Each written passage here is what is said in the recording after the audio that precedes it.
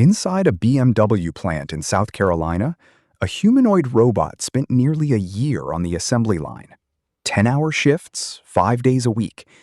It handled more than 90,000 parts and logged over 1,200 hours of work. That already happened. The open question is what happens when machines like this finish with our factories and follow us home?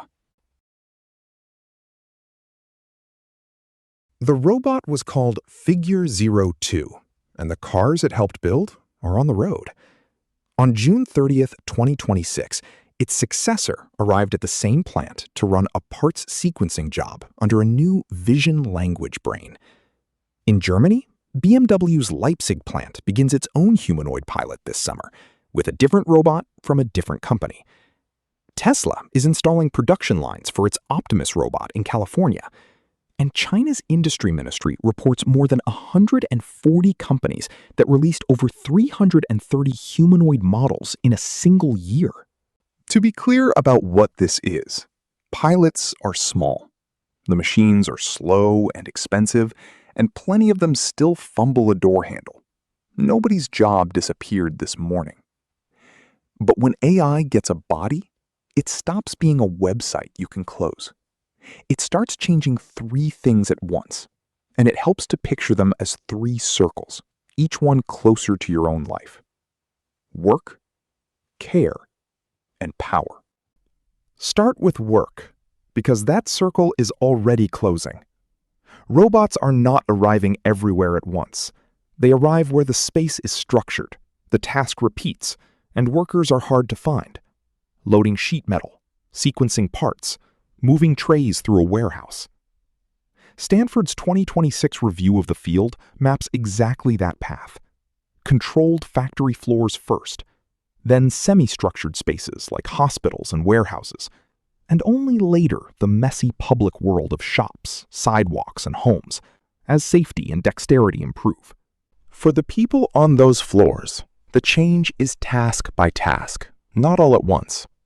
The job of lifting the part gets rarer. The jobs around the robot get more common. Training it, supervising it, fixing it, and stepping in when it gets confused, which is still often. The harder truth is demographic. Japan's health ministry projects the country will be short roughly 570,000 care workers by 2040, and by then, it expects fewer than 2 working-age adults for every retiree. China and much of Europe are on the same curve, a few years behind. In an aging society, a robot often isn't taking someone's job. It's taking a shift nobody applied for. Which brings the second circle, care. And this is where the story stops being about efficiency. Rich countries are running out of people willing and able to look after their elderly. Demand keeps climbing, while pay and conditions push workers out. Into that gap steps a new kind of machine. In Shanghai, a company that spent a decade building rehabilitation robots unveiled a humanoid designed for care. Soft, rounded, built for what it calls warm tech companionship, mobility support, health monitoring, rehab exercises, and eventually elder care. Today, that is early pilots and product promises, not proven care at scale. But the design brief alone tells you where this is pointed, at bedsides. Some of what a care robot does is easy to want. Lifting a person without injuring a nurse's back, catching a fall at 3 a.m, never forgetting a medication. Care homes in Scandinavia and Japan have used simpler companion robots for years. Robotic seal pups, conversational dolls, and residents with dementia talk to them, stroke them, and miss them when they're gone. That last part is where the easy story ends. Researchers who study this keep circling the same 3 worries: attachment, deception, and dignity. If your grandmother believes the machine sitting with her cares about her, and the machine is running a script, is that comfort or a lie told at scale? And there's a quieter risk underneath. If the robot handles the lifting, the reminders, and the small talk, The humans in the system get permission to show up less. Families visit less. Staff check in less. The relief is real.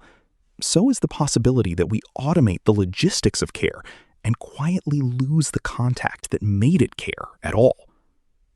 Robots in rehab wards exist today. A robot as an old person's main daily presence is the near-future scenario. Plausible now, but still a choice. The third circle decides how the first two go.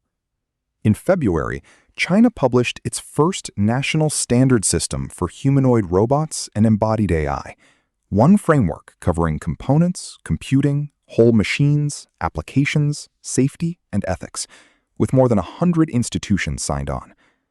Standards sound like paperwork. For machines that share rooms with people, they're closer to constitutional law.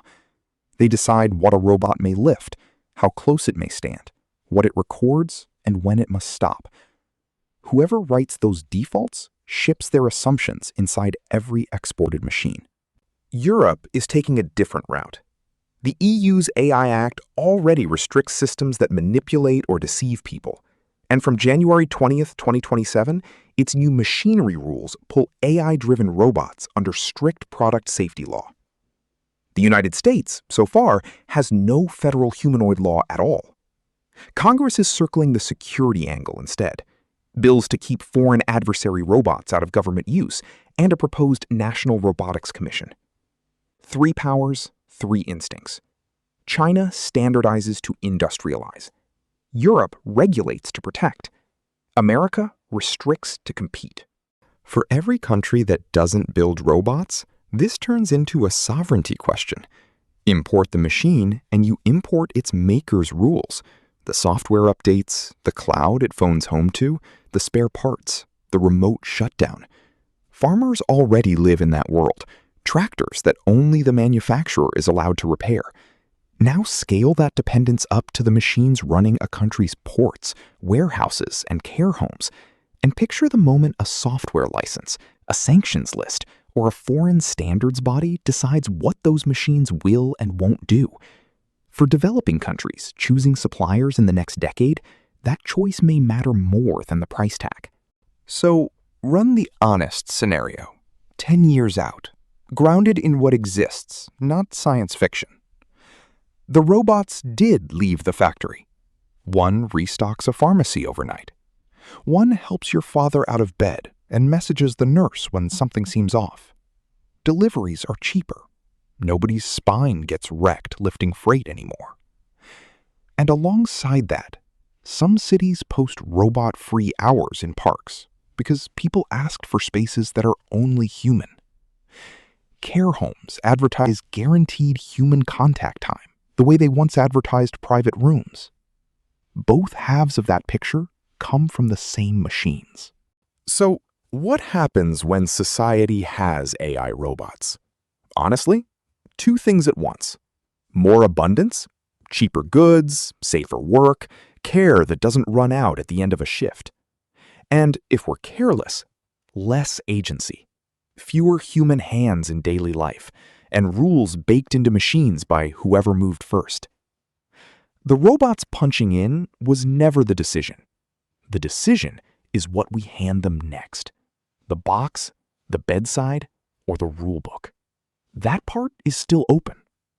And next time a robot video crosses your feed, you'll know the question to ask. Not how well it moves, which circle it's moving into. Work, care, or power. That's how you tell a demo from a turning point.